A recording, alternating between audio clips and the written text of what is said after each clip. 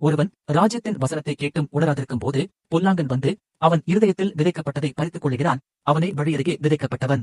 எதை குறித்து இன்றைக்கு இருக்கிற விசுவாசிகளுக்கு உணரவில்லை. தேவனுடைய ராஜ்யத்துக்குரிய வார்த்தைகளை குறித்து அவர்களுக்கு உணர்வே இல்லை. ஆனால் அதையே உலக ராஜ்யத்துக்குரிய வார்த்தைகளை கேட்கும் பொழுது பொய்யான ஊழியர்கள் பேசும் பொழுது அவர்களுக்கு காதிலே இனிமையான பிரசங்கம் போல இருக்கிறது. இதனால் பொல்லாங்கன் அவர்கள் இருதயத்தில் இருக்கிற கொஞ்ச நெஞ்ச வார்த்தைகளையும் எடுத்து விடுகிறான். இதனுடைய முடிவு என்ன? ரோமர் 1:21 அவர்கள் தேவனை அறிந்தும் அவரை தேவனென்று மகிமைப்படுத்தாமலும் ஸ்தோத்திரியாமலுமிருந்து தங்கள் சிந்தனைகளினாலே வீணரானார்கள். உணர்வில்லாத அவர்களுடைய இருதயம் இருளடைந்தது. ராஜ்யத்துக்குரிய உணர்வு இல்லாததனால் அவர்களுடைய இருதயம் இன்றைக்கு வரைக்கும் இருளிலே இருக்கிறது. அநேக தடவை இயேசு கிறிஸ்து சீஷர்களையும் பார்த்து இந்த கேள்வியை கேட்டார், நீங்கள் இன்னும் உணராது இருக்கிறது எப்படி என்று. ஏன் மனுஷகுமாருடைய காலத்திலும் இது நடக்கும் என்றும் சொல்லியிருக்கிறார். நீங்கள்தான் உலகத்தை முழுவதும் விட்டு தேவ ராஜ்யத்துக்குள் வர வேண்டும். ஜலப்பிரளயம் வந்து அனைவரையும் வாரிக்கொண்டு போக மட்டும் உணராதிருந்தார்கள். அப்படியே மனுஷகுமாரன் வருங்காலத்திலும் நடக்கும்.